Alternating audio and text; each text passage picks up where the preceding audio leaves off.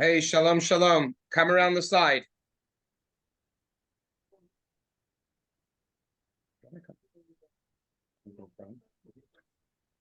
Yeah. I'm just telling you. To the right of the house.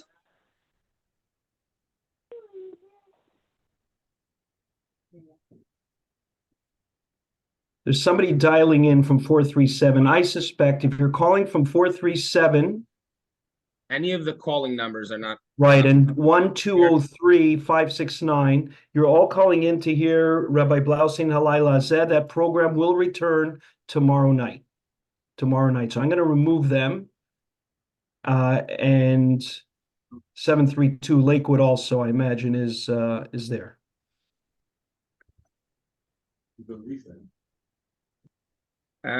Okay. Shalom. Welcome to everyone who's in person and the big crowd that we have tonight on Zoom. Just say hi to everyone on Zoom, so I know that you're there. Hi, Eitan. Hi, Ingrid. Shalom, Akiva. Anna Marie. Wonderful to see you. We miss you in person today. This is Bookbinder. Nice to meet you. I do know your son. I davened with him multiple times in Aguda. Great guy. Elaine, we missed you in person as well. I ordered extra sushi because there were so many signups. You guys are gonna have to figure out how to Uber it to you guys. And Sandra, welcome. Good to see you. Greg, shalom.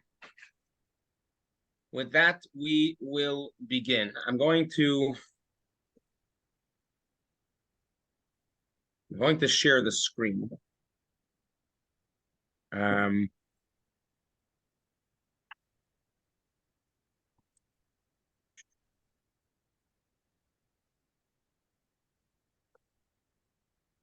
As we begin, there will be a film also.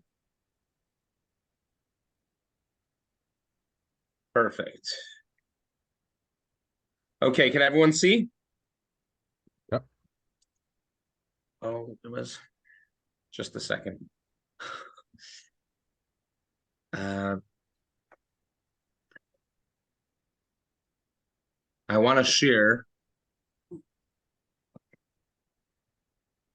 the file.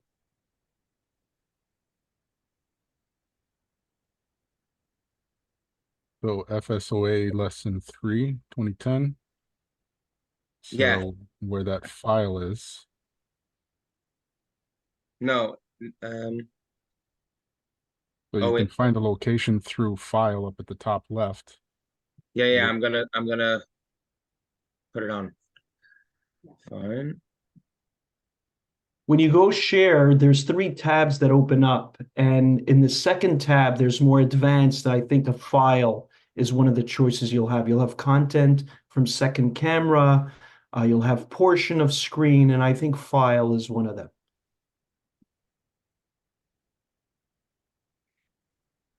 One second. I'm gonna share it on the chat, which is easier. That's what I've done in the past. I've uploaded the file from the chat. There you go. Student book. OSA. So I just sent the PDF. So if you're on here, you just received the PDF. You see it? Not yet. In the chat box. Meeting chat. You should. Oh. Not yet.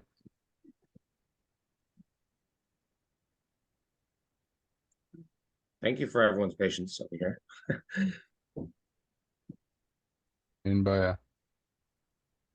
Okay, did everyone get it? Yeah. Amazing. Now I'm going to share screen. I don't know what PDF exactly stands for, but I mean it's a file. But just like I didn't know what Chabad stands for.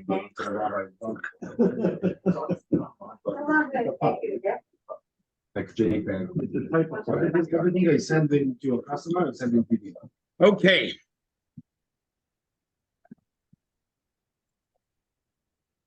It's lesson 3. The Windows, Apple, stuff.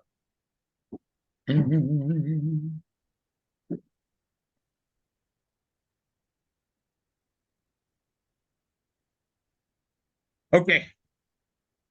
Welcome. Thank you to all those in person, and thank you to all those on Zoom. Shalom. Thank you for joining. We even had to buy an additional table today on my way home from teaching because the full house that's here and that's present from a distance. Absolutely, l'chaim to that. Today's discussion is going to be about outsmarting anti-Semitism, which is always a fun discussion, and figuring out what's the root of what we're dealing with, what's really at the crux of the issue, and where is this age-old problem stemming from, and how do we address it? So we know that education, or I should say prevention, is the best medication. And we're going to see how we can prevent it. But before we see how we prevent it, let's see where it stems from. And this leads us into a fascinating, concerning, rude awakening, I should say, of anti-Semitism. And if you join me in the student handbook on page 84, it says lesson 3 on it, because really this is an excerpt from a long 6-week course all about the Promised Land and on Israel, created by JLI, which is Jewish Learning Institute in New York, that creates these wonderful classes. And this is just an excerpt which we pulled out to address this topic. We spoke about Rabbi Lord Jonathan Sacks last week. He was the chief rabbi of Israel, of United Kingdom of England. He was the chief rabbi there. He's very well known, very well, accepted, very, very smart individual. And it has a little bit of, I wouldn't even say a biography, but a little bit on the side about him. And he, I think, coins things really well. He knows how to sum something up and really, specify the details that are necessary and bring to our attention those details that we want to focus on. So let's start off. Jill, would you like to read the first part? Attack on our homeland. Would you like to? I'm hearing impaired. You're speaking to me. I heard Joe. I didn't. No. I'm sorry. Okay. Would you like to read the attack on the homeland? Yes.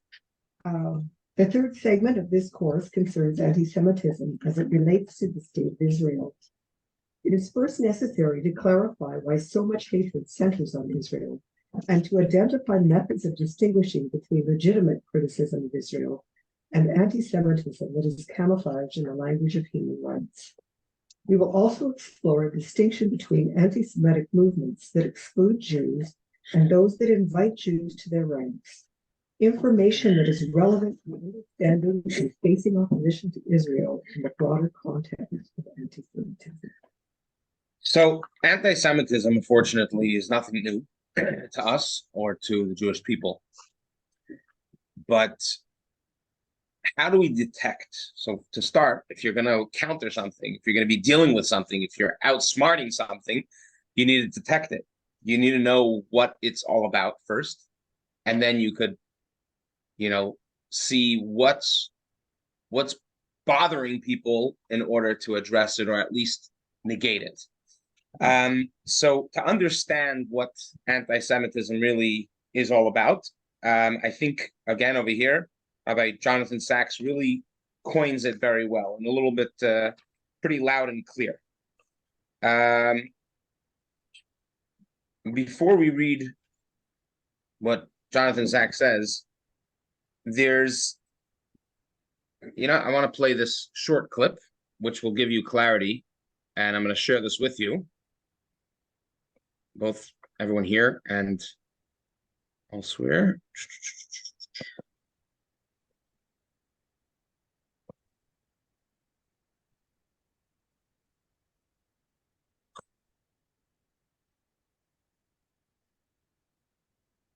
There you go.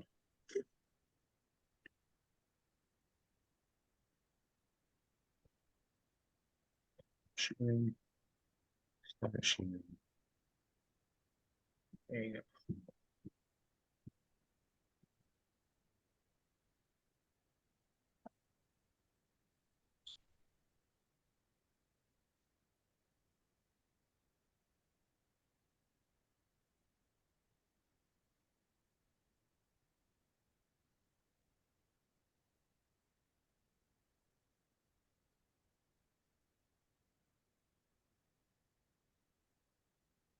Not being right now. Sorry for the delay.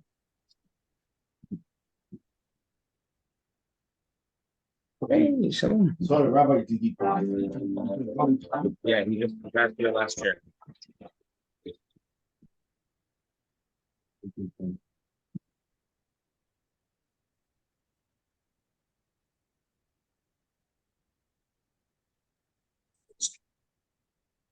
Okay, we are ready.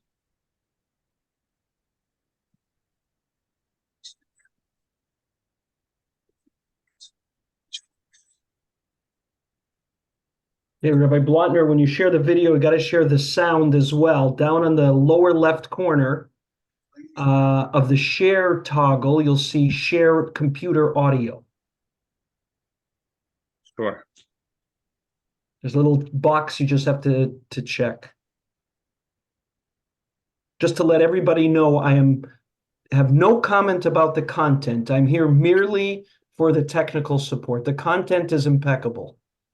I'll take this opportunity actually to thank the sponsors of today's Torah class, all those who generously contributed, and in particular GMZ, Gamzum Latova, Akiva Walter, and the Benjamin Monument, and a number of others who gave and contributed so generously. So thank you for that. And now on the screen. On the eastern shore of Manhattan Island, the United Nations headquarters rises from a row of colored flags that represent a multitude of nations. Across the avenue, the Isaiah Wall proclaims a Jewish prophet's vision of universal peace. They shall beat their swords into plowshares, and their spears into pruning hooks.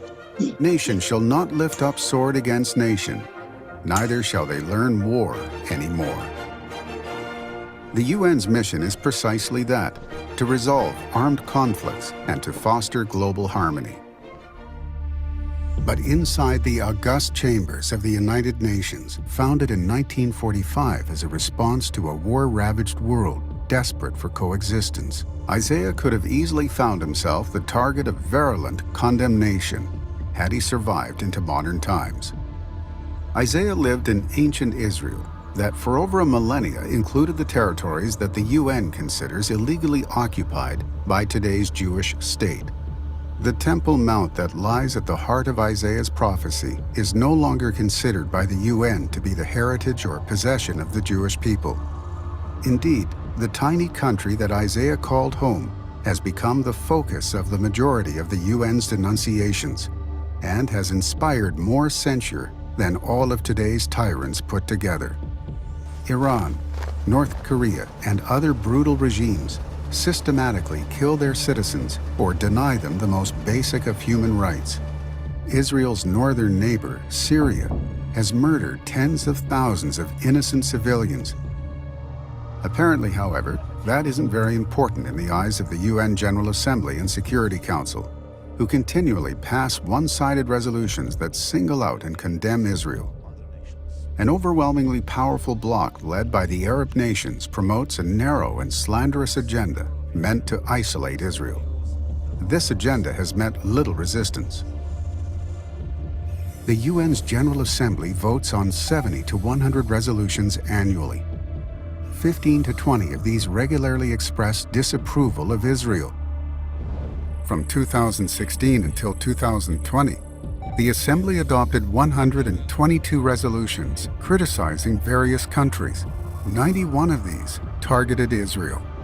That's 75% of all country-specific resolutions.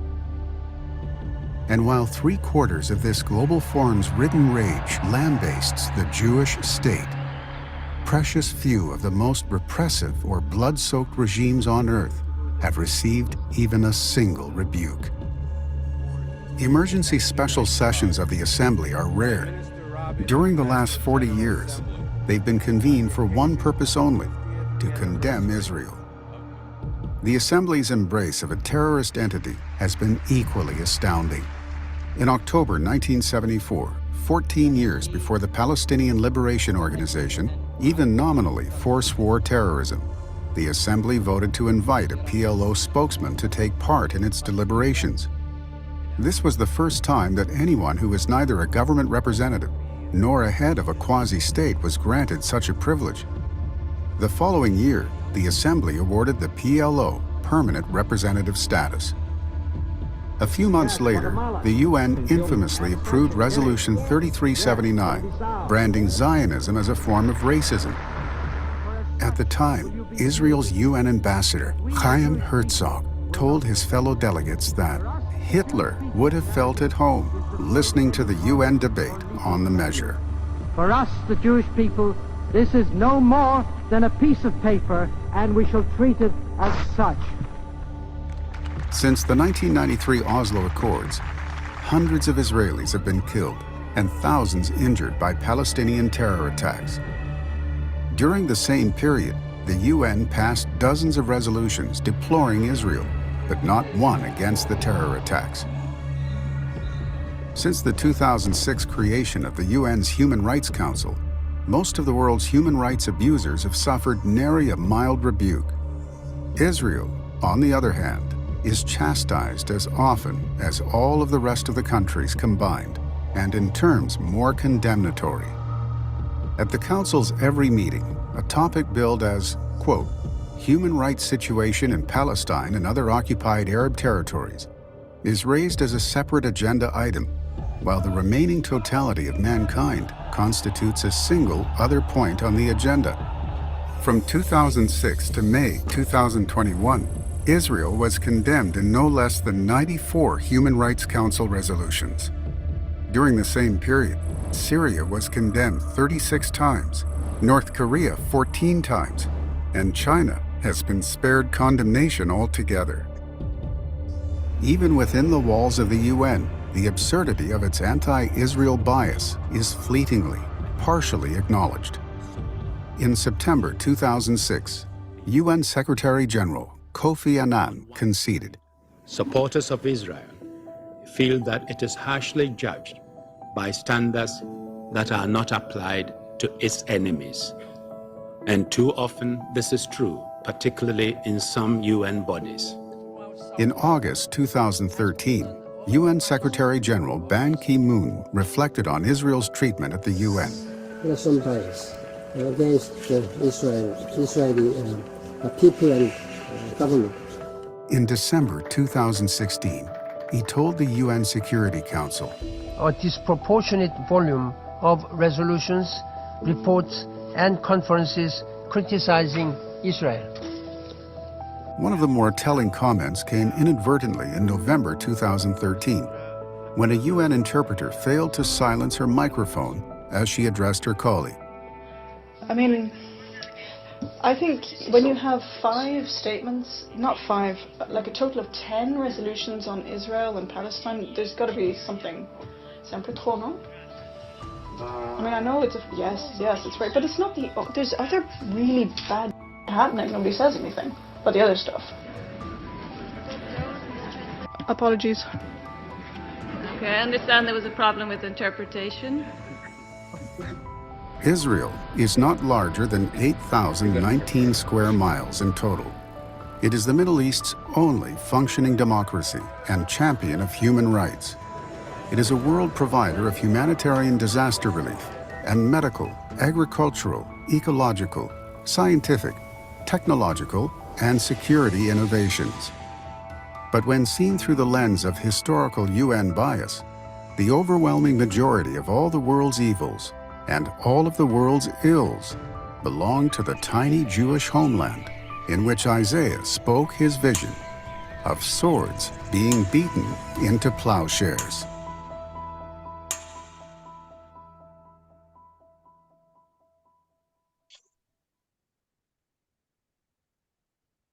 Okay, I'm going to ask Eliyahu. Eli, could you please read text number 1? The anti-Semitism is not theologically coherent set of beliefs. It's in fact an endless stream of contradictions. The best way of understanding is not to see it as a virus. Virus attacks the human body, but the body itself has an immunity, sophisticated defense. The human immune system. How then do viruses survive and flourish? By mutating. Anti-Semitism mutates, and in so doing defeats the immune system set up by Blotner to protect themselves against hatred. Most people at most times feel a residual guilt at hating the innocent. Therefore, anti-Semitism has always had to find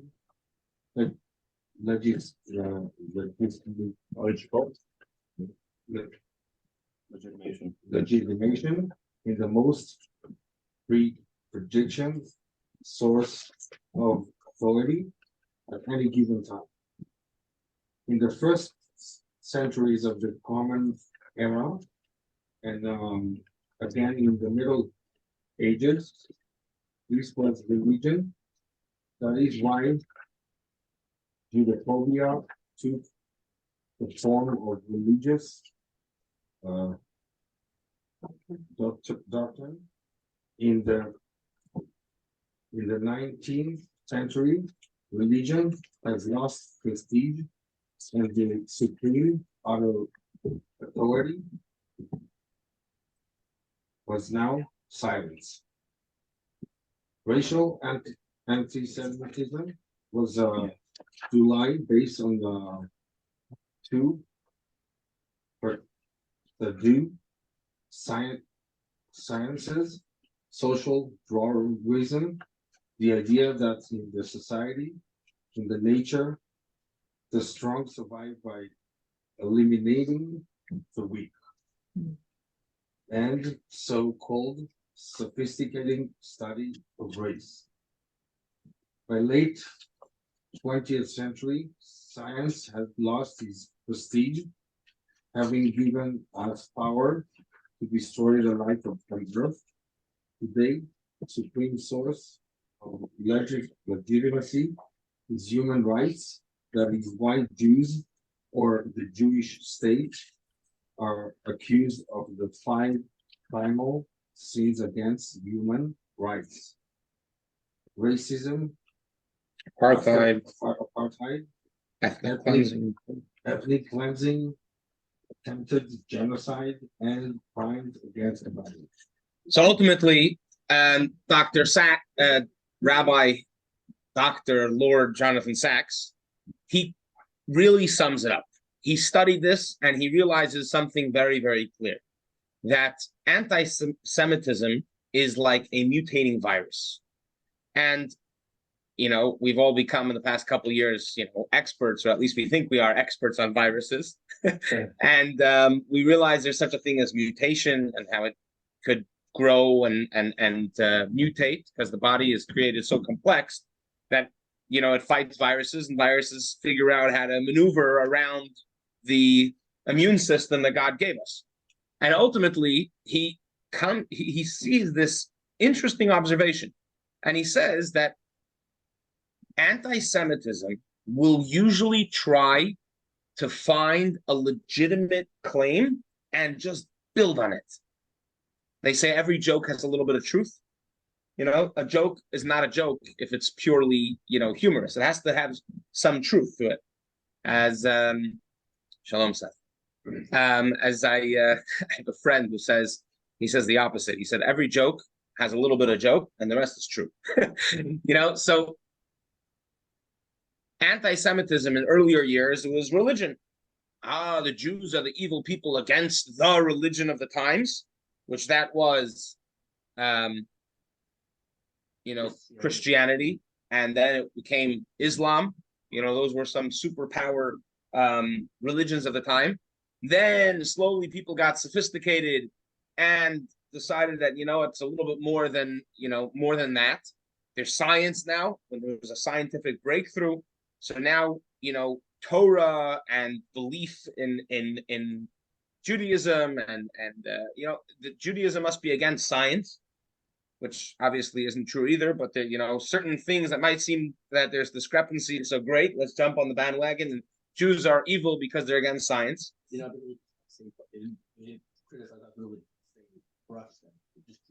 Oh, we're going to get to that. Okay. But no, whether they're going to criticize others or not, that's a different question. But the fact that Judaism is criticizable is what the, so to say, the iconic anti-Semite is looking to do. Finally, in more recent times, science has lost its, sophistication, and now it is human rights. And if we're able to, or if the, if the world is able to find, or if the, so to say, iconic anti-Semite is trying to find legitimacy in their claim, they're going to try to point the finger where Jews are not honoring, and on the contrary, doing crimes against human rights. And where does that, of course, where does our lens take us? Back to our holy land, Israel. And this is something that we see as a pretty sad reality, because there's really ultimately, you could say that there's two different types of anti-Semitism, which we're going to touch upon, and why and how anti-Semitism breeds. But before we see the different types, we're going to venture into this a little bit more, and we say, we're going to analyze the two, but there's the Haman anti-Semitism. The Haman anti-Semitism is a very blatant, outright anti-Semitism. And that is looking to just, Jews don't exist here. Like the Nazis. Totally annihilate. Yeah, annihilate the Jewish people. Amalek, that's right. And then there are those who are looking for, to try to find a place where you could say, hey, you know what? There is some room and some legitimacy to their argument. All right? So that's what we're saying. Now, is being critical, let's say people who are legit, find legitimacy to their claims, or finding reasons to scrutinize Israel. Is scrutinizing Israel automatically anti-Semitic? No. I would say not. Any good country has a lot that you could criticize and a lot that you could appreciate. I think even the biggest, pro-Israel supporter, Jewish person might have certain things that they're not happy about whether it's the politics, whether it's the economy, whether it's a decision that they make, whether it's the war, the way that they're going about this, the way that Golda Meir, who was the prime minister in the early 70s. She was actually the prime minister by the Yom Kippur War. And she was in the States, and she was speaking to the president at the time. I believe it was Lyndon Johnson. And was it Nixon? It was Nixon. Johnson was earlier by the Six-Day War.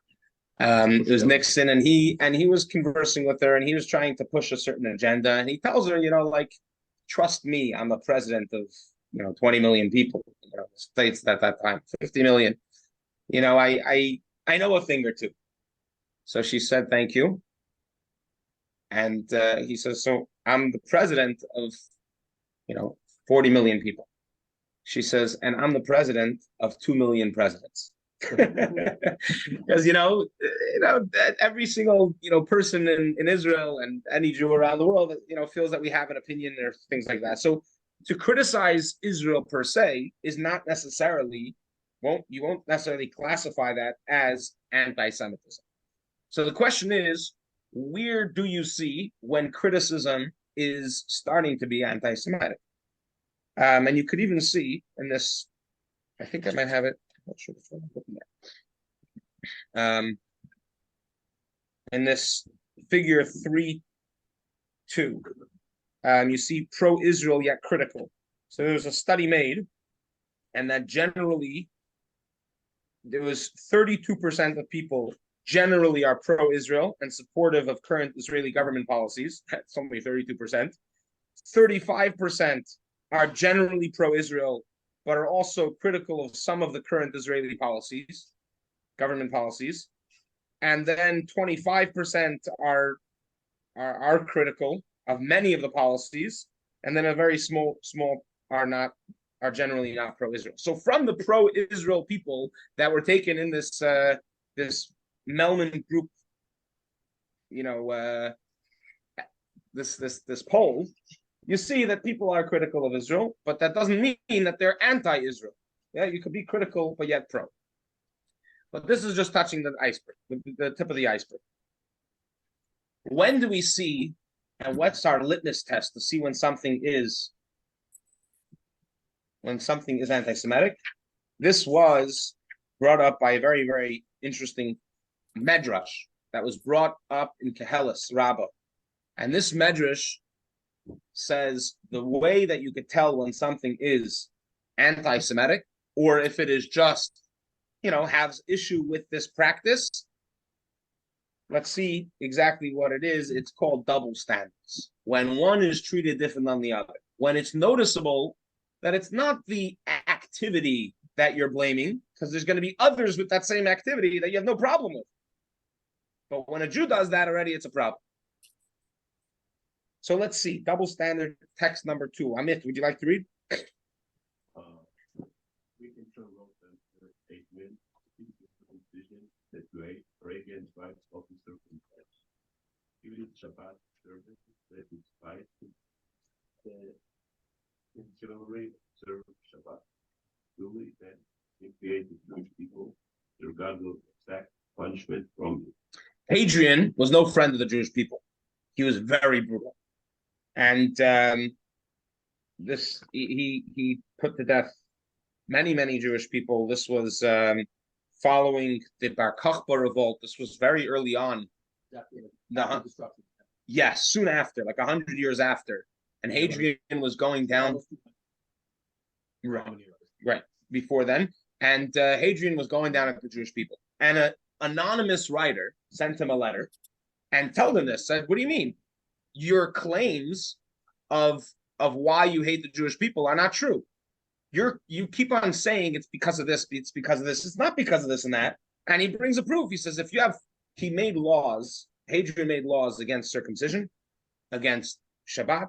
He made laws against Rosh Chodesh. There were certain things, Shechita, I'm not sure if that was at that time, but he didn't like certain things. And he said, so if you're going again, if you don't like circumcision, if you think it's a bad idea, so then why don't you go after the other people who circumcise? Just the Jewish people aren't allowed to? If you have a problem with Sabbath, with taking a rest on a day of the week, then or having Sabbath be the day that you're taking rest, the Assyrians, which were people that moved from Assyria to Israel at the time, and they adapted some of the Jewish cultures, and one of the things that they started to do was to keep Sabbath. So he says, so why do you have a problem with that? As you can imagine, Hadrian was not appreciative of this challenge. They didn't live in a democracy at that time. And he actually sought to kill the author. And he, being that it was signed with a name, this Immaculation, whatever his name was, he was unable to find him. So it doesn't say. We don't know much about him. But again, in modern context, we find the same thing. And this is that people are trying to find a place where, how will we notice when the world is calling out in a way of anti-Semitism, and when is the world calling out because they genuinely are concerned? And this, Natan Sharansky, very, very famous activist, and that's right. He was a prisoner in the Soviet, and he came out, and he was very loud, and he speaks a lot. And addresses these things. He says that there's a 3D test. That doesn't mean that you're sitting in a amphitheater and it's coming alive. What is this 3D test? To see if what their claims are anti-Semitic, or are their claims, they have a point. They might be right. Mike, if you could read text number 3, text or figure 3D. Yeah, you see it? I believe that we can try it. I call it the 3D test to help us distinguish legitimate criticism of Israel from anti-Semitism. The first D is the test of demonization. When the Jewish state is being demonized, when Israel's actions are blown out of all sensible proportion, when comparisons are made between Israelis and Nazis, and between Palestinian refugee camps and Auschwitz. This is anti-Semitism, not legitimate criticism of Israel. The second D is the test of double standards. When criticism of Israel is applied selectively, when Israel is singled out by the United Nations for human rights abuses, while the behavior of known and major abusers, such as China, Iran, Cuba, and Syria, is ignored, when Israel's Magen David Adon, alone among the world's ambulance services, is denied admission to the International Red Cross, this is anti-Semitism. Sorry. The third D is the test of delegitimization. When Israel's fundamental right is to exist is denied alone among all peoples in the world, this too is anti-Semitism. So ultimately, Alan Dershowitz, something else. Nathan Sharansky has a pretty easy litmus test. These are 3 things that you could see. If whenever someone is demonized, if Israel is judged by a double standard, if there's delegitimization, if you're saying that there's no right to exist, that is blowing it out of proportion. That's taking your argument too far. That's like whenever someone's in an argument with someone, you could argue respectfully. Once it gets to insults, it's not an argument about the theory anymore. Then you're just fighting the person, you don't like the person, or it comes to that point when you're, it's like below the belt. It's like, come on, like that's grow up. You want to have an argument, you want to have a discussion, fine, but don't start insulting. That you're arguing about a philosophical or intelligent concept, and then you start insulting the person. It has nothing to do.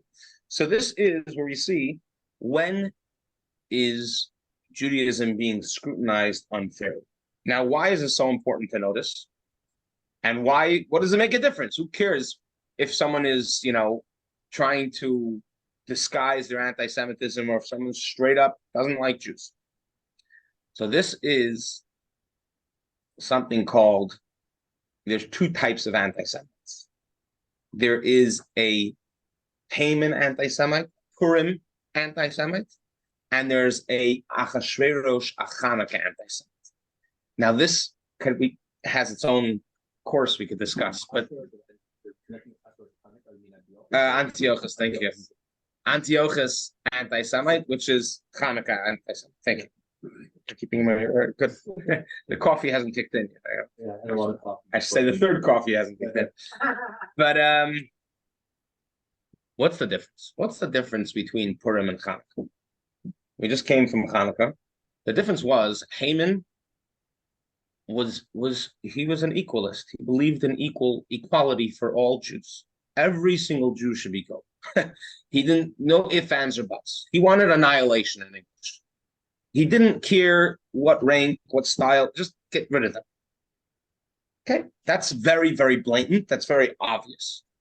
That you can't. That's unmistaken. You can't he really means well. Antiochus actually had nothing wrong with Jews, or so he said. He just didn't like the culture. He didn't like this about the Jewish people or that about the Jewish people. But if you would take away these things from the Jewish people, then the Jewish people aren't good people. Shkoyach. Yeah, I had a science teacher, a little gruesome, but he said, he grew up in the Bronx, an Italian fellow, really good guy. Mr. Bianco was my science teacher. He's the principal in my school growing up. And he'd always say a joke that they said that they took a frog and they did a science test. They saw, does the limbs of the frog affect its hearing? And they dissected the frog. They took off one leg and they said, jump frog, and it jumped a little bit. And I'm not going to go into the whole details, but once they took off the legs and the arms of the frog, they noticed that the frog went deaf because it couldn't jump. So when we like Jews, but as long as you just cut this off and cut that off and take this off and take that off. Now, the problem is this is a disguised antisemitism because they're not blatantly saying we hate Jews, because that doesn't fly. Or at least in a sophisticated culture, that just sounds so wrong. And not everyone has the chutzpah of the college presidents to stand in front of a hearing and can't answer straight if bullying Jewish people and calling for annihilation is or isn't called bullying, right? Most people have a tad more, sense or conscious and can't say that blatantly. That's a Haman anti-Semite. But there's an Achashverosh anti-Semite, Antiochus anti-Semite. No, please. And this is the problem with the Antiochus anti-Semite. If you recall, if you know a little history and you recall the story of Hanukkah, one of the main issues, or I should say the biggest issue for the Jewish people at that time, were the Jewish people themselves. Because when there is an Antiochus anti-Semite, when there's a Hanukkah anti-Semite, the problem is that many, many, many times our Jewish brethren get swept into that as well. And what does that mean? That they feel that let's compromise on elements of the Jewish culture or Jewishness or whatever it might mean, which we're going to see, and then we'll be accepted. And then, on the contrary, we're saving, Judaism. Yeah, we're saving it. If we're going to rid ourselves of certain beliefs and principles, then, it's safe. And you know what the problem is? It's disguised. It doesn't feel like anti-Semitism. It just sounds like they have something wrong with this. But if you do take that away, then we like you. On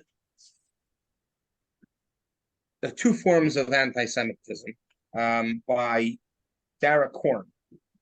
Here it's spoken about the Hanukkah style anti-Semitism. Jason, would you like to read? We're on text number 4. Two forms of anti-Semitism. Hanukkah anti-Semitism doesn't demand dead or expel Jews, at least not at first. Instead, it demands the destruction of Jewish civilization. This process requires not dead Jews, but Jews who are willing to give up whatever specific aspect of Jewish civilization is deemed to be uncool. Of course, Judaism has always been uncool, which is why cool people find it so threatening, and why Jews who are willing to become cool are absolutely necessary to Hanukkah-style anti-Semitism success. In the days of Antiochus, this type of anti-Semitism needed those boys who voluntarily underwent painful genital surgery to prove that Jews were the problem, just the barbarity of Jewish law. Hanukkah-style anti-Semitism always promises Jews a kind of nobility, offering them the opportunity to cleanse themselves of whatever people around them happen to find revolting. Jewish traits designated as repulsive vary by degree and time period, but they invariably contradict the specific values that the surrounding culture has embraced as quote-unquote universal. Thanks to Judaism's inherent uncoolness, there will never be a shortage of Jews willing to comply. So the biggest issue that we have over here is when Jews join forces with haters. And the problem with that, besides for it being painful, is that it gives them legitimacy and strength. We see, unfortunately, all the time, Jews for ceasefire, all that garbage. Why is there even such a thing? Because if a Jew is calling for a ceasefire, if a Jew is against Israel, you see, your own people don't agree. So it means it's even more true. So we see that a Antiochus, a Hanukkah anti-Semitism is a lot scarier, is a lot more concerning. It's a lot more, it's more perversion, and it can pervert the Jewish minds as well. And why is it easy for Jewish people to join such a group? Because number one, you don't have to renounce Judaism. For sure, it says Jews for da da da. We're still Jewish. Number two is some people actually have convinced themselves that this is how they're going to save Judaism. Yeah, we're going to speak about that. Exactly. Yes.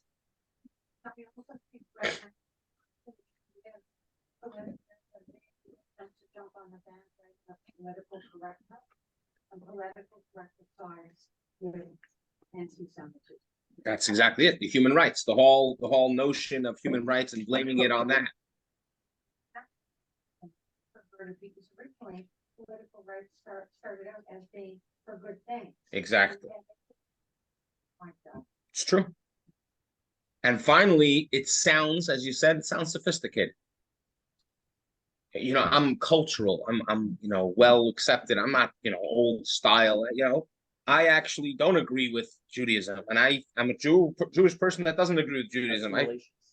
It comes along with the civilization. What? These Hanukkah anti-Semites, they're there and they're used, but they're not a majority of Jews. Jews, correct? Yes. Yeah. But the anti-Semites in general, that's a good question. What is the majority? Are the majority of just general, people who don't like Jewish people? Where would you classify them? Unfortunately, it's very noticeable now that there's a lot more people. So it was like memes or whatever going around. Like after October 7th, they said that after 100%, it's a minority. Yes, correct. Morris, it is a minority. Well, I'm speaking about this minority strengthens this ideology. Now the question is are the not Jewish anti-Semites, Purim ones and Hanukkah ones, which one of those are the majority? Do you think there's more Purim anti-Semites or Hanukkah anti-Semites? People looking to validate the thing, or just straight out? No. Either one. Even the Antiochus ones. Antiochus wasn't Jewish, but it was a great ploy that he could get Jews to jump on his bandwagon.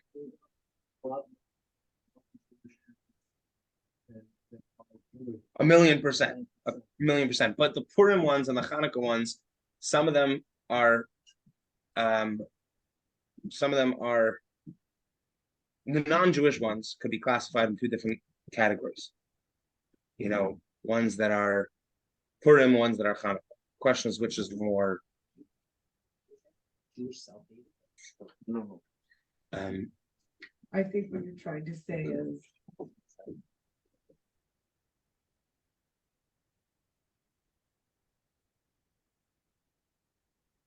sorry. Yes, what were you saying? I think what you're asking is how many people are of the global population are one kind or the other. Exactly. Which one could they classify? It's safe to say that the majority are the Hanukkah anti-Semites and a smaller amount, and they are the more dangerous. It's the vast majority of the population. You don't see them, right? They're not. You're saying the Purim ones are more dangerous. No, the Hanukkah ones are more dangerous. Yeah. And you know what? But the problem, why is this more dangerous? Because it sounds so safe. And I'll tell you, there's a rabbi that I know from Minnesota who said that what was one of the most painful things? Yeah, he's in Minnesota, especially 40 years ago. There's a lot of very, very religious people, not Jewish, and Jews were the worst thing. And he said, yeah, fine. So he got some, nasty comments, say you killed Yashka, and that stuff. Then he was speaking to a guy once, a very devout Christian, and the fellow says to him, he says, I can't stand Jews, but I really like you. So he says, oh, okay. He says, because you're not like the rest of them. And he said that wasn't a compliment. That was the most anti-Semitic thing the guy could say. because he didn't like him. It was basically, you're not really Jewish, or you're not the Jewish that I imagine is Jewish with horns, and and who knows what. You're not that, so you're okay. And my friend. You're not a regular Jew, so you're a good guy. That's no. Oh my God. I think what's important to notice is that particular transaction Mm-hmm. is that the person making the claim is feeling the power that they have, the social power they have to bestow on you a compliment, which means they felt above you, which means they felt they had power. And the person receiving was supposed to be gracious and grateful. So thank you for doing that for me. Thank you for elevating me to a status. So I think, that's one of the most critical factors when dealing with anti-Semitism is to recognize the power dynamic, to never show fear, to never allow that person to put you in a lower place, and to call them on what they're doing. There you go. You're already cutting to the chase. You're getting to the point. Very good. So now, where does this all tie in? And what does it have to do with anything? And to be very honest, this course was written up in 2021, but during the previous possibly could be that's when it was put together. But it's the same things over and over, and proves its clarity. And what is the number one thing that people in our generation, in our century, in our times, in our days, months, past little while, what is the focus? What is the element of this Antiochus? What are they pointing to and saying, oh, we love Jews, but what? But Israel. And that's when they start going down. There's rights, and Jewish people aren't Jewish people are undeserving of a state and don't belong here and don't belong there. And there's a lot of different claims, which we discussed at length last week, which unfortunately has become a very strong prevailing philosophy, and amongst younger people even more. And this tune of Jews are good, but Israel's bad. Oh, we love you, Jews, but just not with a Star of David, because that's Israel. A friend of mine who's Chabad in Virginia, he was supposed to do a menorah lighting this year by an art festival, and he had it all prearranged, and he got a message, and he had it in text, he had it in writing, and the organization, the women who are organizing the event, basically told him it's not going to fit into the schedule. Okay, fine. Again, just because they say you can't put up a menorah doesn't mean it's anti-Semitism. She said, what happened? What changed? And then she went on to say, you can't put up a menorah because if we're going to allow you to come, then we're going to have to allow, we don't want to be taking sides. Taking sides? I'm an American rabbi living in Virginia. His parents were both born in America. Like, what do you want? He says, because we don't want to be taking sides against the genocide in Gaza. And then they said, if you put up a sign behind your menorah that says ceasefire now, then you could put up your menorah. That's what they said. So you tell me, is that what are they doing? We like you, but not Israel. They're trying to make, God forbid, they're not anti-Semitic. They're just extremely, supportive of human rights. Shkoyach. And unfortunately, whatever, he got the right, or we don't like something.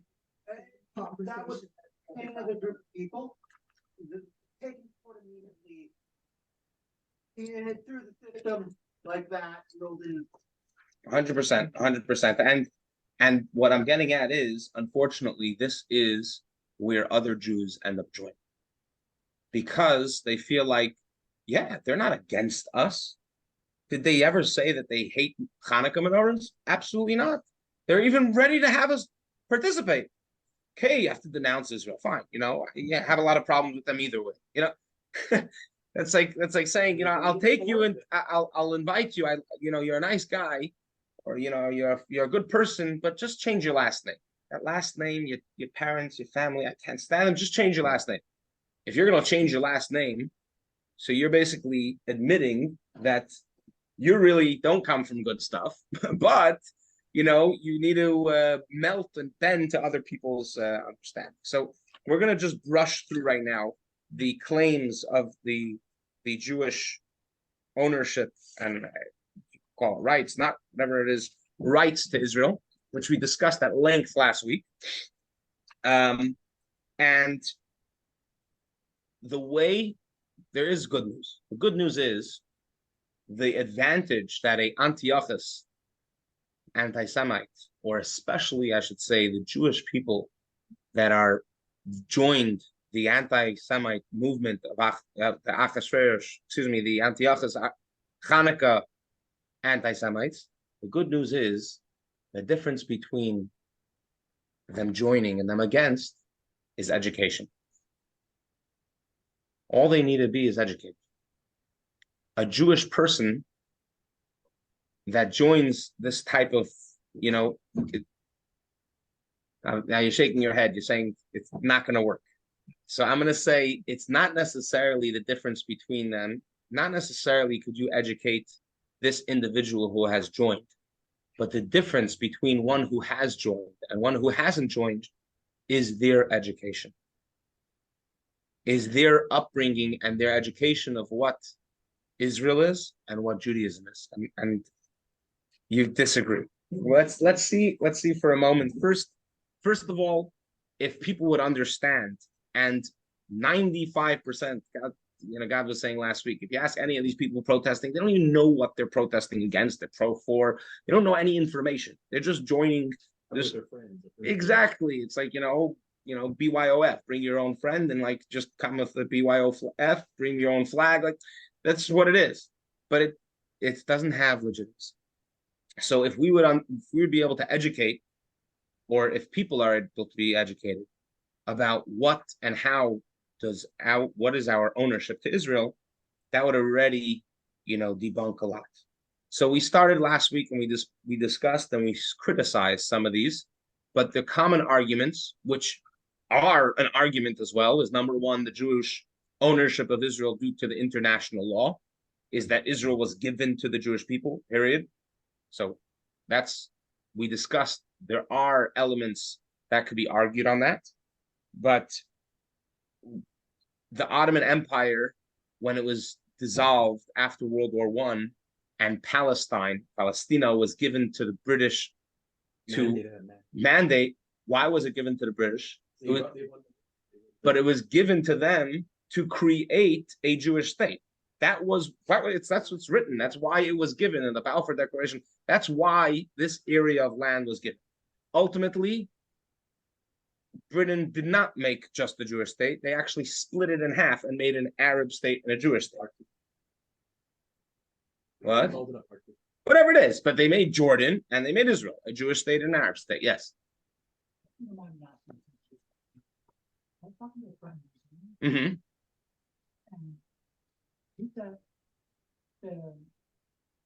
The state of Israel is not in the I know I hope you don't mind me asking this, but I understand there is a sect of Orthodox Judaism that very anti-Israel, right? I mean, and the common argument is that Zionism originally it was a political project, right? It wasn't anything based on religion or anything like that, and so on and so forth. But the thing is, for my problem, that is, well, actually, the other argument is, the sect that is very anti-Israel. They will say, well, Jews are supposed to be, be good citizens of the country wherever they live in. Well, there's two problems with that. One is, well, I think every time you start a country, it's always a political project. Doesn't matter. Okay. Right? And second is, well, Jews were good citizens at the Holocaust. Right. Right. So, I mean, I don't know I don't know enough about that particular argument about whether how the bit about the Torah, but I didn't know the argument would counter the other two. So it's a little bit beyond the scope of the class, but I'm just a very simple thing is, number one, the land of Israel belonging to the Jews is mentioned multiple times in the Torah, and we discussed this last week with the proofs. Number two is the very, very, very small group of people who are anti-Zionist. I should say the very, very small group of people who are, at this point of time, those people who call themselves religious and are anti-Zionist, very debatable if they have any Jewish backing. Meaning, it's more just like they're arguing about the political, they are also a political party and they're backed by Iran. It's, you know, it's beyond the scope of this class, but they have no weight. At the same time, if you did want to hear Zionism, there's many, many layers to it. But ultimately, we're speaking about the claim to the land of Israel from many different angles. Number one, yes, from a Zionist angle and from an international law angle.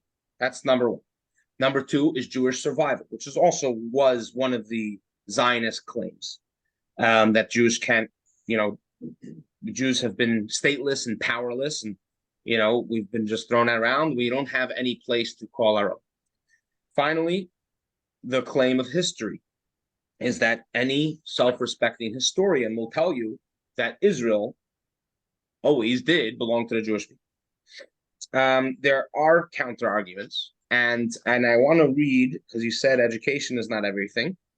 So let's see text number 5, I believe it is, where we're going to see that there's a fellow. Her name is Phyllis Bennis, and she says that she's Jewish, and she fights anti-Semitism, and she supports Palestinian rights, and she's against Israel. Why? And here is her argument, and we're going to see what her argument. Again, the counter arguments that we gave, ultimately, just in brief, was number one is declaration is immoral. Some people claim that the you know, we'll go through this in a minute after we hear what she has to say. Morris, would you like to read text number 5? When I was a Jewish kid growing up in suburban Los Angeles, we thought being Jewish meant supporting Israel. There really wasn't a choice. If you identified as Jewish, as I and most of my friends did, the religious education we got, the youth groups we joined, and the summer camps where we played were all grounded in one thing. It wasn't God, it was Zionism, the political project of settling Jewish people in Israel. My own break with Zionism came in my mid-20s after reading the letters of Zionism founder Theodore Herzl imploring Cecil Rhodes, the leader of British land theft in Africa, to support his work in Palestine. Their projects were both something colonial, Herzl assured Rhodes. So she reads Theodore Herzl, who's one of the fathers of Zionism, and she reads that he calls making Israel a country past, you know, he's getting chum with these other colonists, the British colonists who took land in Africa, whatever it is. And so she says, if that's what Israel is all about, I don't want to support Israel. And she became anti-Israel because Israel is colonizing, right? So in her perspective, these 3 points are not impressive to her. Because why? The counter argument that the declaration was immoral. It was, you know, it was just another colonization. Jewish survival. Why does it have to be Israel? It could be anywhere else. Okay, I know Jews need a place. We could just have a ghetto somewhere in Brooklyn. And finally, history, it doesn't generate a eternal right to the land. Okay, so we were there thousands of years ago. Great. So, you know, France should give back their land to this person and that person, and Egypt maybe should give back to Greece, because Greece once, you know, Alexander the Great, you're going to start going back in time. Not necessarily does everyone have a right just because they were once there. That's the counter argument. If we all went back in time, then the Jews would go back to history. But even to step on that, even before the Jewish people got Israel, it was the Canaanites. So ultimately, the key is back to square one, what we spoke about last week. And this is Jewish education. Jewish education is the most important thing. And that is safe to say that unfortunately Phyllis was educated wrong. When I read Phyllis's words, I saw from her words what was the problem. What was the problem? Was her education. She says it wasn't God, it was Zionism. That's exactly it. If you take God out of the picture, then yes, Zionism has very shaky foundation. If you take Torah out of the equation, then your rights, I mean, altogether, they're strong rights in the world that we live in, but they're not absolute. What is it that actually made Judaism survive? Jewish people did not have the land for thousands of years. Judaism, we did not have our own land. Even our language, it's moved from different countries and different places. And ultimately, and the Rebbe says it like this: if a person had received a proper Jewish education, his flame would be nurtured. And someone once wrote to the Rebbe,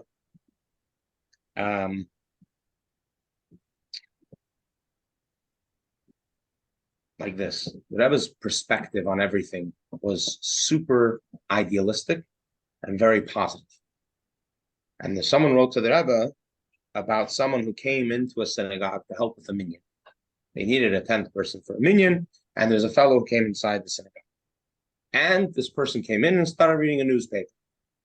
And this person writes in heated letter, chutzpah.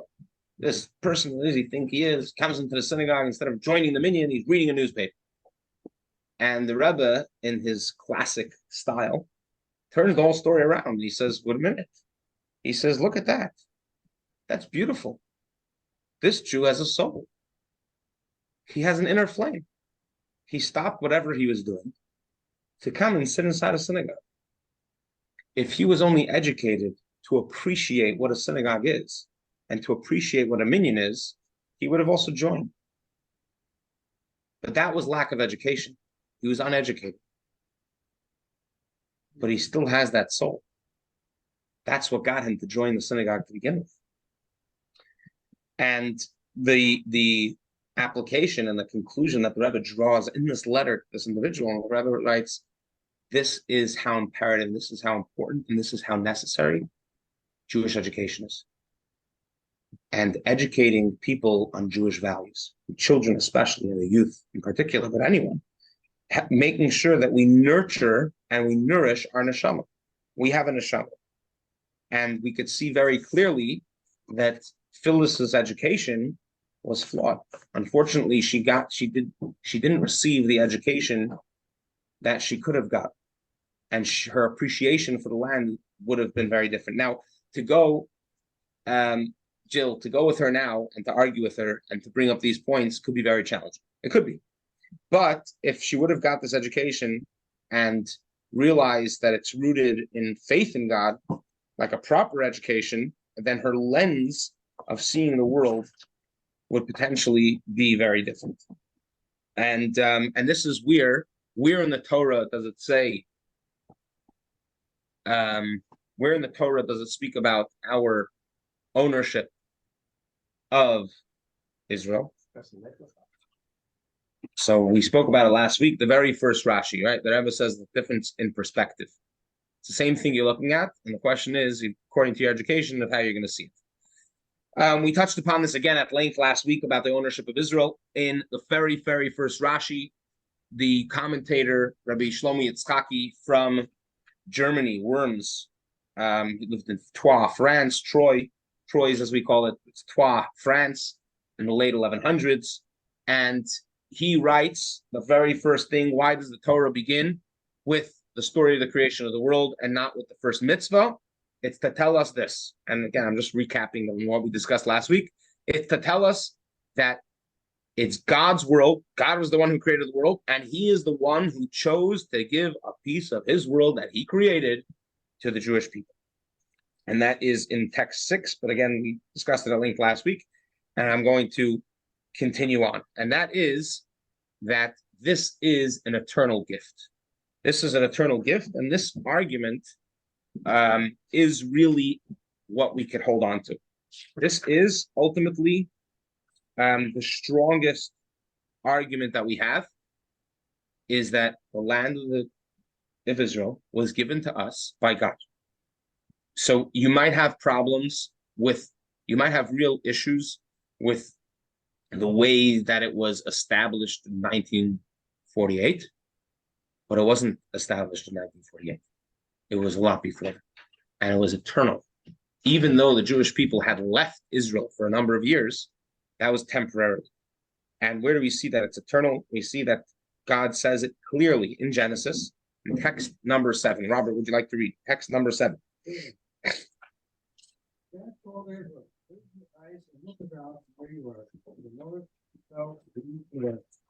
All the land that you see that will give to you when the offspring grow.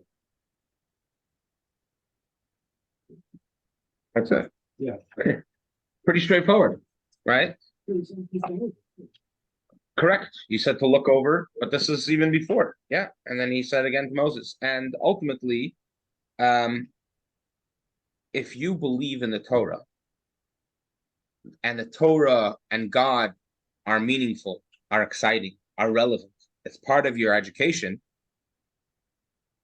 and then you'll appreciate where Israel comes in, and then it's like then there's going to be less anti-Semitic activity, because people will see, or at least it'll start from the Jewish people, will be more appreciative of our land. You know how many Jewish youth don't even know that Israel belonging to the Jewish people had any relevance before 1948, or any legitimacy before 1948? Okay, the Jews lived there. Okay, maybe Poland belongs to the Jews. You know, Jews were in Poland for 1,000 years. So maybe Jews, you know, maybe Poland, definitely maybe a section of it, a couple of shtetls.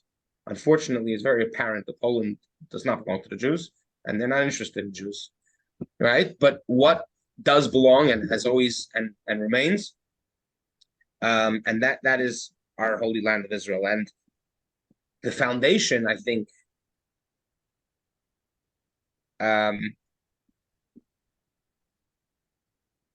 of fighting anti-Semitism or preventing it is giving a proper, healthy education to the Jewish population, the Jewish youth, that the Jewish people we could appreciate and feel comfortable with our right to Israel. And then so many of the legitimacy-based arguments are not legitimate anymore. And for someone to rear their head and say that they're a Purim anti-Semite is a little bit more challenging for people to say. And this is actually in a letter that the Rebbe penned to who was it? The Prime Minister of Israel at that time. The Rebbe writes in this letter about the concern, why people, people don't like to bring up that the biblical source of our ownership. I have a stone commission home, and they have what purports to be the divine outlines of where the state of Israel should be. It seems to, like the Palestinian thing that was going on a month or so ago, from the river to the sea. Mm-hmm. But I think they called the river in Deuteronomy the Euphrates. It's assumed to be the Euphrates River to the sea. So was Israel ever that far east to the Euphrates River? So maybe Tigris River, right? So there was Jewish ownership on the east side of the Jordan. Okay. Where exactly the biblical borders are not exactly where the Israel borders are right now. For example, Eilat is not part of the biblical Israel. It's really in the Sinai. Now, it's part of Israel, and it has to be protected and respected and upheld because it is a Jewish settlement.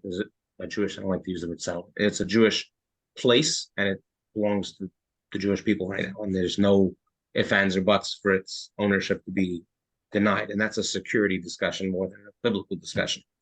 But how far it extends, and I don't recall exactly to what it says from the Euphrates, from the Euphrates until the Nahar HaGadol, the Yam HaGadol, the Big Sea, which is the Mediterranean. It's also north. Israel goes a lot more north than what it does now. Rabbi, Mhm. so I have a question. When we all been saying several times that the Torah is basically our it's our strongest argument to the land. But let's say the person claiming that the Jews have no right to the land of Israel is a staunch atheist. Then what becomes the argument for the Torah is that we have a book that's been with us for over 3,000, for over 5,000 years. It's been around since over 3,000 BC, stating our claim to the land of Israel. That's what to the atheists our best claim is. So someone asked this last week as well, and it's a good question. I would say most of our problems are not coming from people who don't believe in the Bible and don't believe in religion. Hence, our biggest problem right now are people who believe not only in the Bible, but believe in the prophets and believe in Muhammad and so on and so forth, right? So they agree with that the Bible is true. Someone, what? Right, they believe in Moses. But that's for starters. Second of all, if I can ask you to read number 8 and see what the Rebbe actually has to say about this, about our, having this be the being the winning argument. I received a complaint. Why do I invoke the biblical land of Israel, the Holy Land, and the covenant with Abraham in connection with the modern Israel? Why do I mix God into the picture? After all, they say, those who fought for the creation of the state, those who led it, those who currently direct it, and its authorized representatives, all proclaim and take pains to emphasize that Israel as a state founded in 1948. My answer, put frankly, is that their narrative is false. No new entity was created in 1948. Rather, that was the year in which a large part of the land of Israel itself was liberated. An entity established in 1948 based on the agreement or authorization of the nations of the world has no strength or justification in the terms of an authentic response to the claim. You are thieves for having conquered land belonging to others, etc. A claim raised by the Arabs, the Vatican, the United Nations, and some Jews as well. This is why it is so crucial to underscore that it is our God-given homeland. Nor do I delude myself into imagining that these just and honest arguments will prevail in the United Nations, the Vatican, etc. Nevertheless, transmitting the truth is critical for the morale of Jewish youth living in the Holy Land, including those serving in the IDF, for Jewish American students, and for Jewish youth of other countries as well. So ultimately, I think, to say it quite frank, is that if you do believe in Judaism, that goes back to if you believe in Judaism, then why can't you use that claim? That is your strongest claim. If you don't believe in Judaism, then you might have a question about your ownership to Israel. Yeah, you have some weaker arguments. You have some arguments, but they are not flawless. And again, we're coming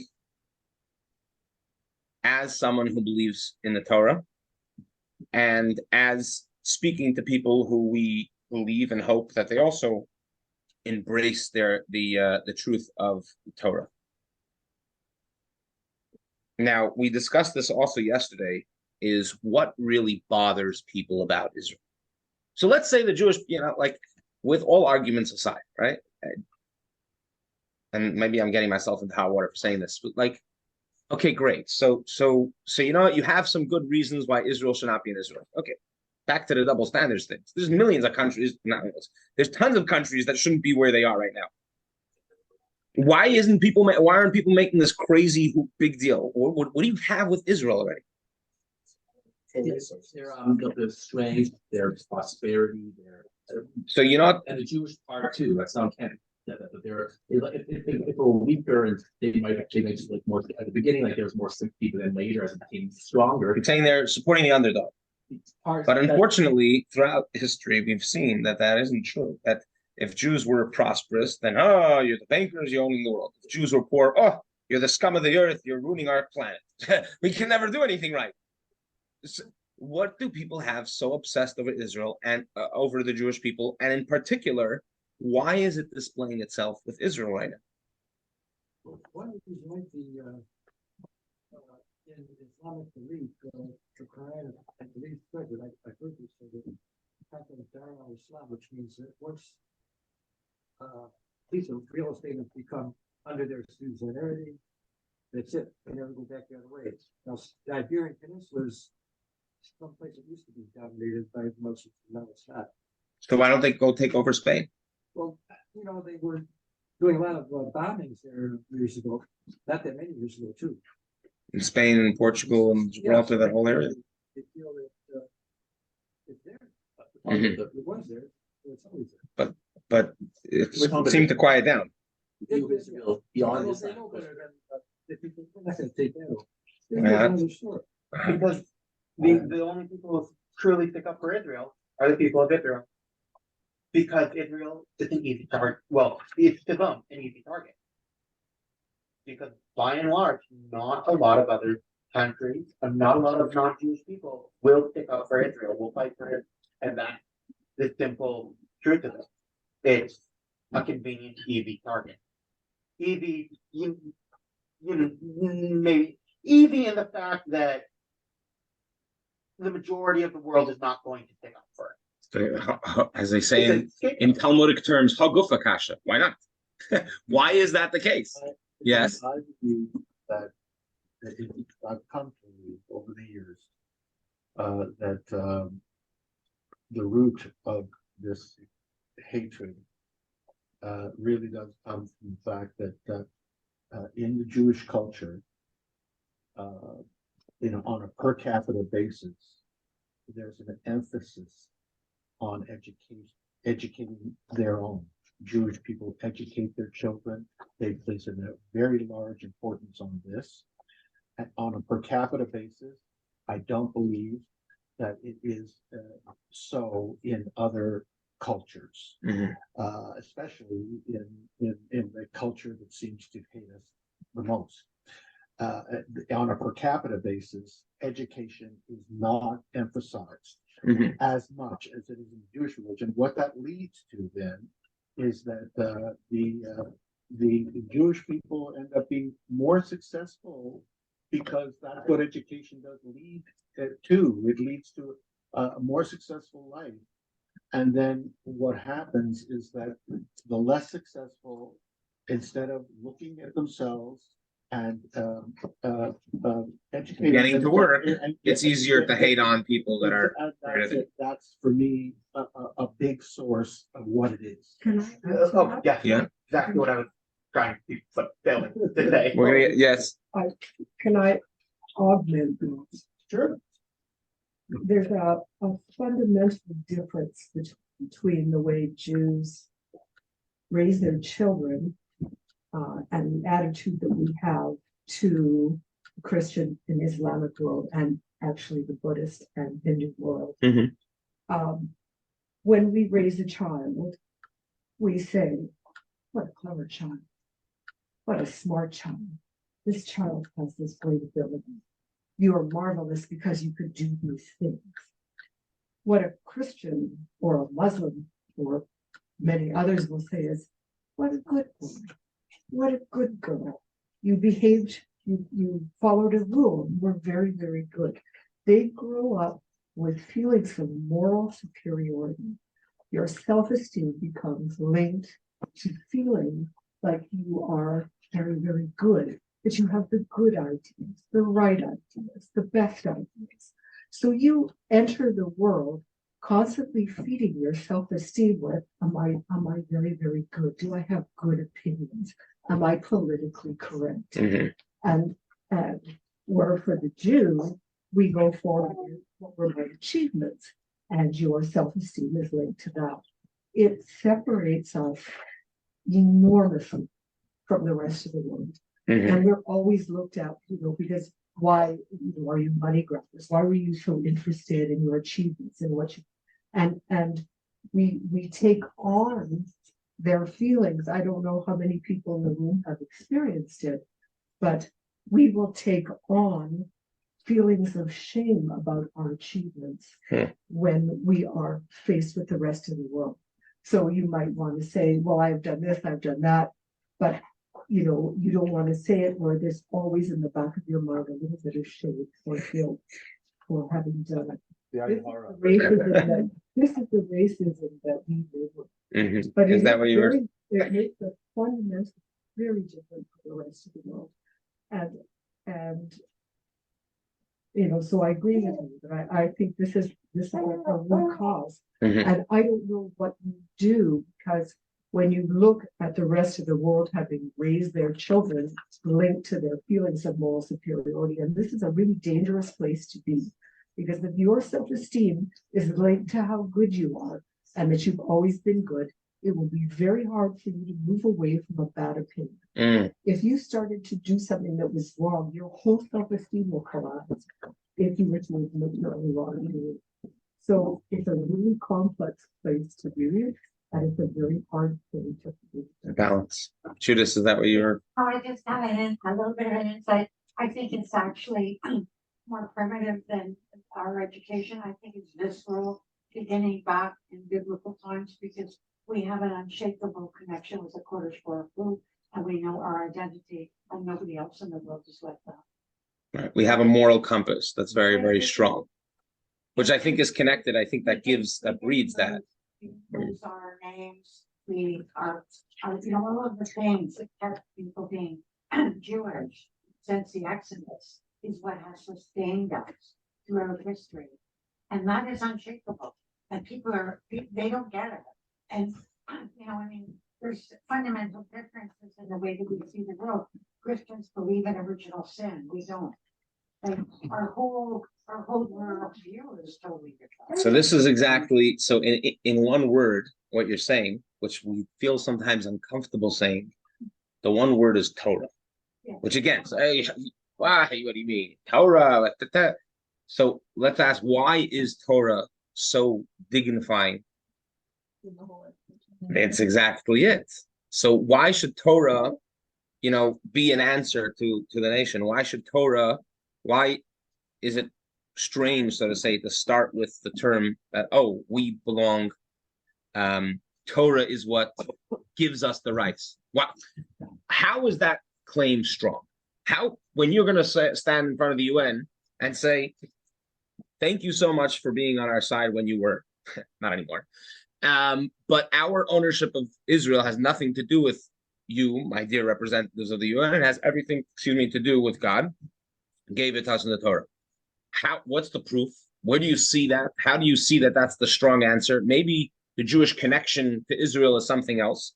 And if you see text number 10, this is also an excerpt of a letter from Lubavitcher Rebbe, where he says that Israel, he's gonna go through. It has nothing to do with survival. It has nothing to do with the homeland. It has nothing to do with our language. It doesn't have to do with our culture.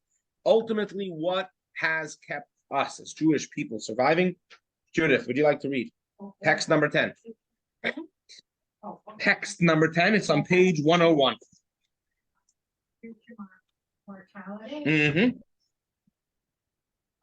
No, the English.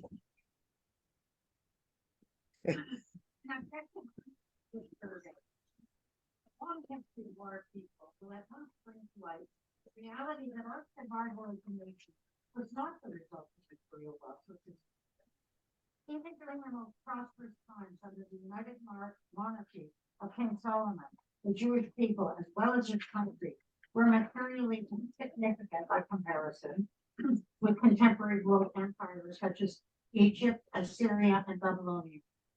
Nor was it our active statehood or the control of our geographic homeland that secured our existence, as is evidence from the reality that for the vast majority of our history, our people have lived in exile, without a kingdom and without a homeland. Similarly, our Hebrew language did not play a vital role in our perpetuation. For even in biblical times, Aramaic supplanted the Holy Tongue as a spoken language to the extent that parts of the scripture, almost all of our Babylonian Talmud, the Zohar, and other key works were composed in Aramaic instead of Hebrew. Later, in the times of Rabbi Sadek Bayon and Maimonides, most of the Jewish masses spoke Arabic, and further down the line, it was Yiddish and other languages. It is also impossible to ascribe any form of secular culture or contemporary scientific knowledge as a major preservation factors for our future, since our matters morphed radically from one era to another. The only remaining consideration, which is the sole factor that has remained consistent throughout the ages, in all lands, and under the fullest diversity of circumstances, is the Torah and mitzvot that the Jews have observed in their daily lives and with great fascination. And that ultimately is what we could hold on to. Because whether we like it or not, what made the Jewish people survive is Torah. And I once spoke to a colleague who, himself is not so observant and, doesn't always embrace the observant ways of Torah. And he said very honestly, he says, we need you guys, because without it, Torah is not going to last. I'm going to have fun, but you're going to maintain the Torah, which, okay, I laughed about it and, we're good pals. But, I was thinking about his words, and it has a lot of truth, is that ultimately Torah is what keeps us a people. It is the thing that hasn't changed. And this, too, is what the world dislikes or feels uncomfortable with, is the fact that you have something, you have, as you said, a moral compass, you have education, you have a healthy self-esteem, you have a healthy drive of purpose, as you were saying, Joe, that, you have a reason why you're here. And this is exactly what you were saying, is, in other words, exactly our answer of why we even need Israel and why we have a land. And this is what we discussed last week.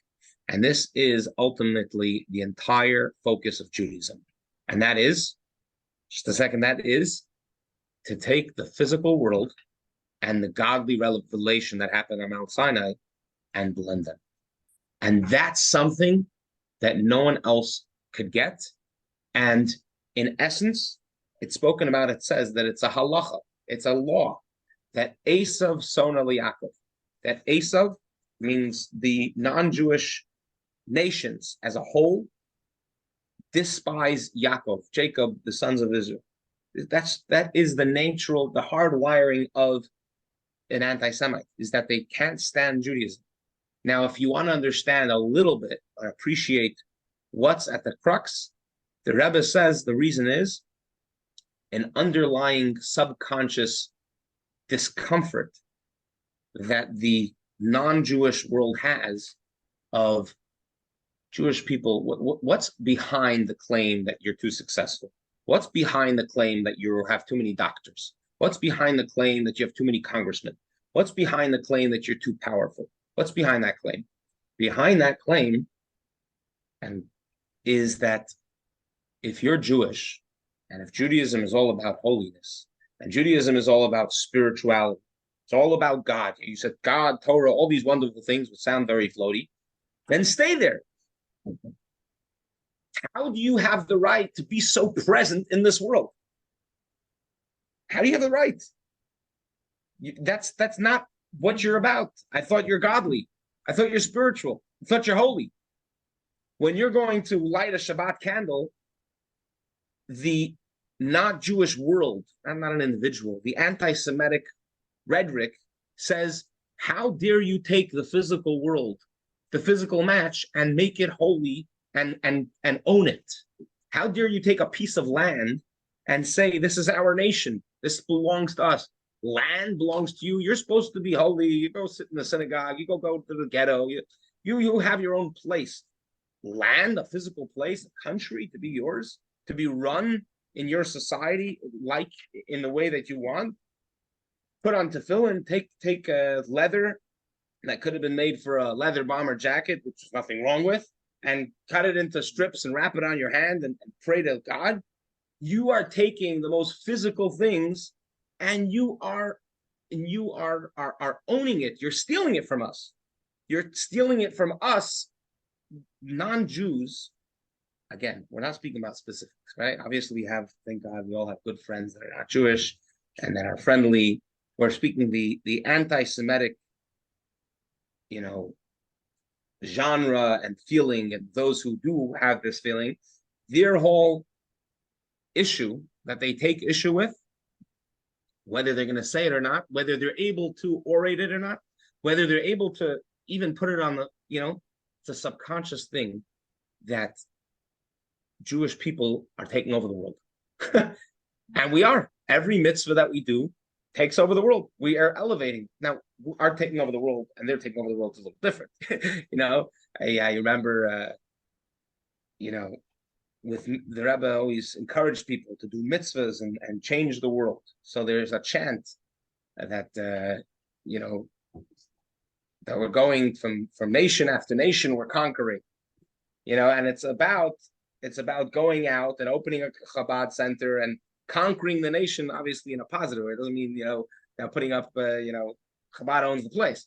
So I remember there was once in the airport, there was a bunch of yeshiva students, Chabad shluchim, that were going out, and there was guys dancing in the airport, nation after nation, we are conquering, and the security started coming, well, you're conquering, you're going, but ultimately, that's what it is. When we light the menorah on Bloor Street, to some degree, we conquered Bloor Street. Now, that doesn't mean that there's a menorah there the entire year. It doesn't mean that all of a sudden, Bloor Street, you got to have a sign in Hebrew or Yiddish, right? But we brought God into this world. And we brought a revelation of God into this world. And conquering the physical and using out the mitzvahs, and this is why mitzvahs are physical, is because it's to transform it into holiness. Yes? I just want to say, the Torah essentially is a code of civility. That's right. And the thing is, nations will recognize, part of the reason why so many of us are lawyers is because the Torah, right? And that's why the Torah will lead, because it is the only document that keeps people from clubbing each other to death, ripping, limbs off dead animals with the road, all of that stuff. And that is what people don't recognize. The Torah is just really is a code of civility. That's right. And that's why Israel is so important to us. Yeah. And the ownership and knowing that we own it. And throughout the entire existence of Judaism, literally without a stop of a moment, there has been Jews in Israel, and Jews have been praying to return to Israel 3 times a day and more. And even if all the Jewish people aren't there, people being there representing us gives us that place, that, again, a Jewish space with a Jewish society. And I believe that if we are able to develop in ourselves a sense of pride that we're Jewish, a sense of pride in Jewish things, when even the slight saying, I'm Jewish, but that I don't, when we say that, we're ultimately, unfortunately, bending to a anti-Semitic society, which they want us to say, okay, Judaism is good, but besides for that. And when a person, and as Jill said, that when we are able to provide a rich Jewish education, when we're able to foster a love for God, we develop our appreciation for Torah, this will when you stand up strong, you dispel darkness. Ultimately, darkness is darkness, and you can't fight darkness. What's the way of fighting darkness? Is light. And this is ultimately, so I want to share a link, maybe I'll send it out an email. There's a 32-minute video that GEM, Jewish Educational Media, made, which the Rebbe's outlook and approach on anti-Semitism, small excerpts of the Rebbe speaking about it, and an interview with Alan Dershowitz, and a couple of short encounters, the Rebbe speaking with the mayor of New York City, and the Brooklyn riots, Mayor Dinkins, and with the Brooklyn riots, and the Rebbe's perspective, and the Rebbe's outlook on anti-Semitic activity in general, which we just spoke before, was not one of making such a big deal out of it. Now, not, God forbid, ignoring it, but trying to not get caught up by it. Unfortunately, many Jewish organizations, when they hear about an anti-Semitic, activity, the individuals, we get nervous. Unfortunately, many organizations or many people is like, great, this is another thing that we could show that we're being hit, which that's a little bit of a sad outlook. And the Rebbe's impression and the Rebbe's approach was always the contrary. The Rebbe said, this is unfortunately the reality. The whole time we are in Gullus, until we come back to Israel, and we come back with our Beth HaMikdash, when we come back with the complete redemption, this is what we're going to have to do. The question is, are we going to start getting caught up? And there was Alan Dershowitz had a very interesting letter, and this is part of the video, and I want to send it out. Alan Dershowitz, very famous individual, lawyer, professor.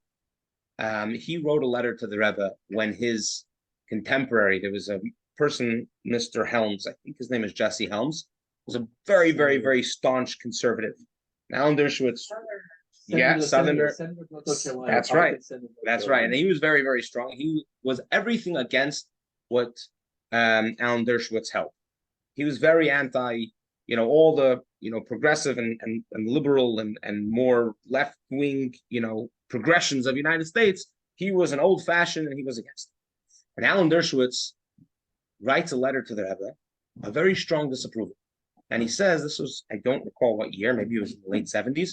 And he said that he was shocked that this fellow, the Senator Reese, was honored by Chabad. Senator Helms, excuse me. Senator Helms was honored by Chabad. How could he be honored by Chabad? He's everything against what Judaism holds. So the Rebbe sent him a 3-page letter in response. Then Alan Dershowitz a 3-page letter. First of all, just explaining the stance that he wasn't honored by Chabad. It was a Chabad event being held in Washington, D.C. And it was with all bunch of different government officials. It was bipartisan. And he was one of the many, many government delegates that were there. So not by any means did Chabad, ask him to, start honoring him by a dinner. I don't know. That's first of all, just to put the facts in place. The second thing the Rebbe said, and Alan Dershowitz said that he was very surprised, and he said it was almost like prophetic. It was almost like a prophecy. The Rebbe said, why do we focus on his stance from the past? Why don't we see if these opportunities of including him will affect his stance in the future? And the third thing that Rabbi said was that us Jews, unfortunately, there's no shortage of anti-Semites. And there's no shortage of people, I should take that back. The Rabbi said there's no shortage of people that don't like us. And there's no benefit in labeling more people as anti-Semites. We need as many friends as we could get. So if we're able to find common ground, let's embrace it. Not, God forbid, bend, but embrace the elements that we could find common ground.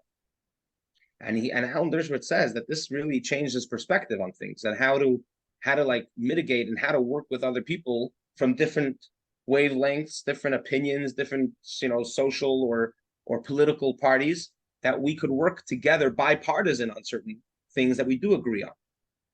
And he says later on, a few years later, he ended up becoming Security General, something very high in the government in the States, this Helms.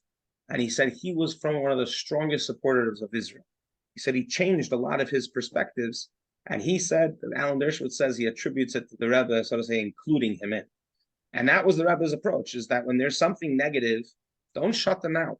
I mean, again, bad people have to be negated, but try to find a common ground and try to embrace and include a person and see where they could fit in and make the society better. I agree with you that there are some people who will benefit from education, that they have received bad information, you need to fill in some gaps that they may move in another direction. But I think when you're dealing with racism, any kind of racism, you know, it's most often a virus, a mental health problem, a problem where people are twisting facts to fit their theories, that no matter how many facts you give them, they will twist those facts to still continue their theory. And that there are a lot of those people. If I can also true. No, a recent anecdote of something that just happened to me. I'm a sculptor. I was recently approached by a professor from the University of New York, who had told me, I didn't know, but apparently she'd been teaching courses and had been using my work for her students. And now she was writing a paper and wanted my permission to publish some of the images of my work when the paper was published. And so I said, well, you know, that sounds very interesting. And you know, so what is the paper about? And of course, I became immediately suspicious when I heard words like gender fluidity and colonialism. Colonialism being the big word to watch out for. And as soon as I heard that, so anyway, I'm like, but I didn't even have to respond because 3 days later she retracted her request. She looked at my website some more. One of my pieces displays the people writing. She did not want her students to be victimized by my work, is what she said. And that was a quick change. And retracted her request. So this person is mired in philosophy that fits her worldview. Right. She lives by the rhetoric of a cult, because it is a cult. When I look at the left wing, you know, I'm neither right nor left. I think we have to learn to fly without wings as well. But you know, when you look at the left, it is a version of Christianity. It has grown up with the idea, instead of Armageddon, this could be a revolution, that instead of the meek inheriting the earth, it'll be the poor worker. And we still have Marxism. And we still have a need for a devil, and it's no, ultimately, yes. Unfortunately, some people are stuck in their ways, and you can't embrace every single person. But I think that the general concept, and I'm just going to close out with this so the people on Zoom continue on, and we could sit here for the rest of the night. No, but those who need to go could go. But let's close out with this: is that education is key, and knowing that what is our real battle cry gives us a sense of true comfort in knowing that we're right. Meaning, we need that self-esteem. We need to know that we're right in what we believe in, and we need to know that our rights to Israel is not because other people voted on it, and our rights to Israel is not because our army is so strong, and our rights, because all those unfortunately can fail us as they have. The only real right is that the Torah gave it to us, and the Torah is what really kept us going. The thing is, this is just many times, it makes us feel uncomfortable, because if we're not 100% observant, we think like that's a little bit contradictory. I'm holding Torah as my shield, and then I'm not keeping to it, which I would like to say is not true. People think Judaism and Torah is all or nothing. Torah is like a ladder. No one, or I should say more than that, no one's ever at the top. No one's expected to become Mr. Moses overnight. Every mitzvah that we do, and this is something that the Rebbe pushed, encouraged, every single mitzvah that we do is another connection with God. There's no such thing as, oh, I'm going to start keeping kosher. I don't even keep Shabbos. Who cares? Find an opportunity to do something in this physical world. A mitzvah, many people have a mezuzah. It's not hypocritical. On the contrary, this is where your soul is connecting. Find those opportunities. And to say use Torah as your shield, it's not misusing it, and it's not being on one hand, I'm gonna be, hey, Torah says I own Israel, and then tomorrow I'm doing something that Torah says not to. I mean, on the contrary, if it pushes you to do something good, great, but don't be afraid to stand behind it. And with that, my friends, L'chaim will outsmart anti-Semitism. And God willing, next week is a little bit of a lighter class. It's called From Oi to Joy, the Jewish perspective on happiness and of joy and the yays of our life. And how do we embrace that? God willing, we'll be back next Wednesday. It's the last one of this series. We'll continue on another month, a few weeks or so. But I actually wanted to open it up. I'll send out a menu, actually, with a couple of classes, and people could share their feedback. What are some things they would like to see on the following courses? And L'chaim, Am Yisrael Chai. Thank you again for those who generously and mindfully participated, sponsored, and contributed. Thank you, Gamzum Latova, for making this a reality. Thank you. Thank you. Can I just want 15 seconds sign off when I see the faces on Zoom, whether it's from Mrs. Bookbinder or Anne Marie or Mrs. Drescher. To me, the answer for and all the people in the room, Rabbi Blotner, hi everybody. So nice to see you. It really is heartwarming because whenever I feel anti-Semitism, and it happened today, I was somewhere and somebody said to me, "Free Palestine." And I laughed and I said, I'd rather just have a free Slurpee. That was my answer to him. But all it does for me personally is the more anti-Semitism I feel, the more love of Semitism it brings out in me. So the more hate they try to hit me with, I look out at another Jews and I see these beautiful faces and the beautiful topic that you discussed.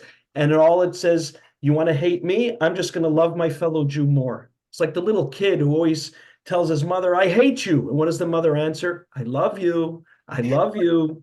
I love you. And that's my response. Rabbi Blotner, I love your topic. I love you. I love all the people and the great people at Jewish Etobicoke. Thank you. God bless. I'm going to send all your regards to the Holy Land. I'm going to be in the Holy Land next week. Oh, wow.